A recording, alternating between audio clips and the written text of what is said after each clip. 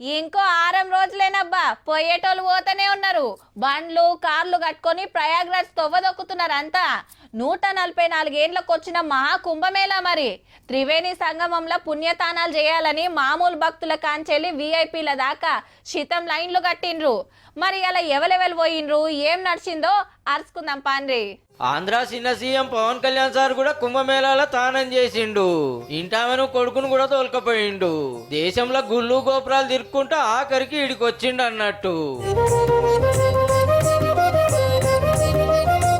అట్లనే పాత ఉపరాష్ట్రపతి వెంకయ్య నాయుడు సార్ కూడా వచ్చిండు ఇంటోళ్ళని ఎంట పెట్టుకొని.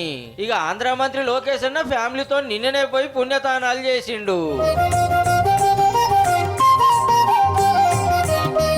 దేశమంతటికెళ్ళి చాలా మంది లీడర్లు సెలబ్రిటీలు వస్తాండ్రు. ఇప్పటికే 55 కోట్ల మంది దాటిర్రట. శివరాత్రి దాకా నడుస్తుంది కాబట్టి అల్కకి ఇంకో 6-7 కోట్ల మంది పోతుండొచ్చురు. అయితే ఇంత పెద్ద కార్యం జరుగుతుంటే ఉత్తరప్రదేశ్ గవర్నమెంట్ అత్తరబుత్తర సవలతులు చేసిందని గరమైంది బెంగాల్ సీఎం మమతా బెనర్జీ మేడం. మొన్న తొక్కిసలాట్ల 30 మంది జీవిడిచిండ్రు. ఇది కుంభమేళా కాదు సావు మేళా అన్నట్టుగానే మాట్లాడింది ఆ రాష్ట్రం అసెంబ్లీలా. মৃত্যু কুম্ভ হয়ে গেছে। 2-3 మాటలు అగ్గంటుకొని టెంట్లు కాలిపాయే.